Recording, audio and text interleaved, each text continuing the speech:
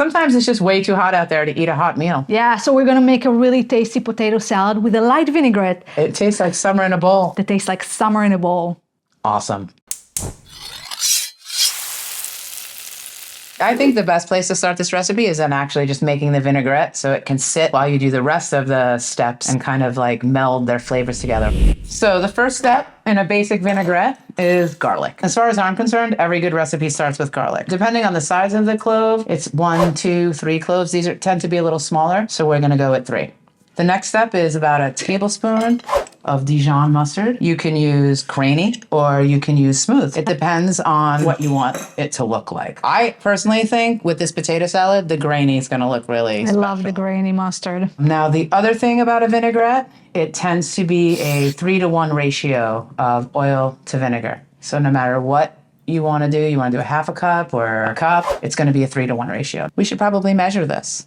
So we're gonna go 3-to-1 on that olive oil. So we're gonna do this 3 times. We're gonna do a little salt and pepper. I tend to use kosher salt. You don't wanna overdo it at the beginning. We can always add more at the end. You wanna mix it until it looks like it's emulsifying, which means that it doesn't look like separate ingredients anymore. It kind of all comes together and holds together. All right, we're gonna let that sit and... Next, we're gonna cut the potatoes. So to cook potatoes for a potato salad, you want to start with cold, salted water. And it's potatoes, so you can be generous with salt. We're going to add more salt later when we're tossing the salad and tasting it. For this kind of potato salad, I would use a red potato, a new potato, or any waxy potato, which could be a fingerling. They tend to hold their shape, and you tend to be able to cook them a little bit al dente or a little bit on the hard side. Because when you put the vinaigrette on them with the acid and the vinegar, it will soak into the potato and kind of cook them a little bit more. So you really don't want to overcook in the water. Guys, make sure you cut the potatoes in sort of even sizes. You want them to cook evenly. So you're not going to be perfect, but you got to try to get them in the right size. It's important to note that when you cut potatoes, as soon as you cut them, throw them in the water. Yes, otherwise they start turning brown. One little trick of the trade is as soon as you're done cutting potatoes with your knife, you need to clean the starch off your knife. It actually ruins your line and your blade on your knife. So you need to just go quickly right over to the sink, wash it off, and dry your knife, and you're all set. So I'm gonna put it on medium to high heat, bring it to a boil, and then I'm gonna taste one of those potatoes to see how cooked and not cooked it is, and then give or take a few more minutes.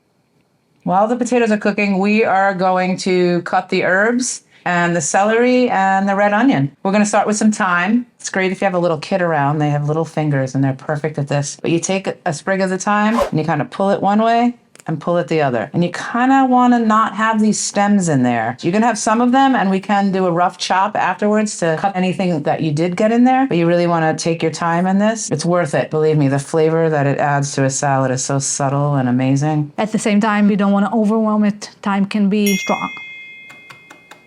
Just do a quick rough chop, break up any of those stems, put them in a little bowl. In the meantime, I'm gonna chop Scallions. scallions. So we're gonna chop these little ends, these wilty ends as well. Totally. I cut these in half. It just saves time. In the meantime, I've picked some parsley. It's been rinsed, it's been dried, and I've picked the big stems out of it. And the best way to cut herbs is to kind of like collect them all in a ball as tight as you can. There you go. Parsley, 2 to 3 celery sticks. Trim the edges and wash celery really well. It holds dirt in all of its little crevices. You really don't want the red onion and the celery and the herbs to be bigger than the potato. That could be just a rule of thumb. The potato is like the main event, and these things are just there to accentuate it and add texture and obviously some flavor. So you kind of want them to be on the smaller side. So we'll trim the edges. Our potatoes are cut pretty small, so I'm gonna give these kind of lengthy and chop. In the meantime, I'm going to start peeling my red onion. I'm going to probably just use half.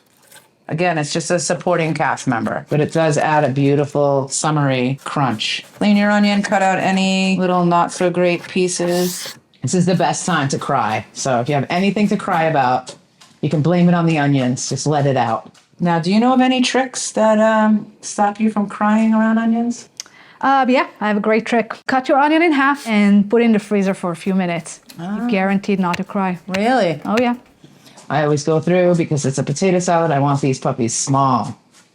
We're waiting for the potatoes to cook. Now you kind of want them to hold their integrity and not mush when you start tossing them. And it's okay if they're a little bit what you would consider underdone, because once you toss it in with the vinaigrette, which has a lot of vinegar in it, it's an acid, it will continue to cook that potato. It's boiling. Let's go check a potato.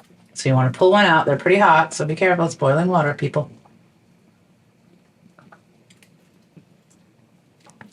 They still have a little texture to them. Almost a little crunchy, but not crunchy. I think they're done. Careful with steam, people. Steam will burn you. Drain it. This is cool. And we're just gonna let them cool for like a minute or two, just so that like wicked steam comes off of them. Okay, we're back with the potatoes. We are back with the potatoes. Where are the potatoes? The potatoes are in the sink. They still have some steam, so just be careful. We'll do this for a little bit, just to get some of the steams out. It's pretty good for your face. It's a potato facial. Yeah. See how when she's mixing it, the potatoes is holding their form. They're not too mushy. It is also important to toss that vinaigrette on the potatoes when they're warm. Don't let them cool completely, and don't toss it on when it's super hot. We're gonna give it a minute or two, and then we're gonna mix the other ingredients in with it. Our beautiful vinaigrette. Totally. So now the potatoes are still warm. You can add just some of it, mix, and see if you need the rest. And honestly, the potatoes are gonna soak this up, so it may be nice to have a little extra later just to make it wet again. All right. We messed up and we added a celery to our fresh herb bowl. We actually add the fresh herbs a little later, so I pulled it out. She told me to do it. I did, so that's why I said we. All right. Onion and celery. So now you let this cool. You can throw it in your fridge. You can let it cool on the counter, but you kind of want to let it get cool, like really cool, before you add the fresh herbs, because otherwise the herbs are going to look Wilty. They're going to wilty. They're going to change their color. They're not going to look fresh herby. And if you want them to remain looking fresh, you add them probably right before serving the potato salad. So let's throw this in the fridge. All right, guys, so we pulled the potato salad out of the fridge, perfectly cool. And at this point, we are going to check if we have enough dressing. Seems like we do. Yeah, looks But like you it. can taste it, and if you want it to be saucier, add more of it. Personally, I live with somebody who likes their food to be very saucy, so I would put a little extra on the side for them. All of our fresh herbs. So this is ready to go. I mean, the only thing you would need, again, to taste for is salt and pepper to your own personal liking. Potatoes can handle a lot of salt, so don't be shy. Want to get yourself a spoon? Sure. Pretty good. A little bit more salt. I was just going to say it needs more salt. Yeah. But there you go. Sure. It's why we taste when we cook all the time. Yes. Put the salt in layers. In the beginning, in the middle, then a tiny bit at the end if it needs it. Exactly, because you can't take it away. So always go short and then add more. Guys, the recipe for this amazing salad is in the description below. And if you want more quick and easy recipes, make sure you subscribe. See you soon.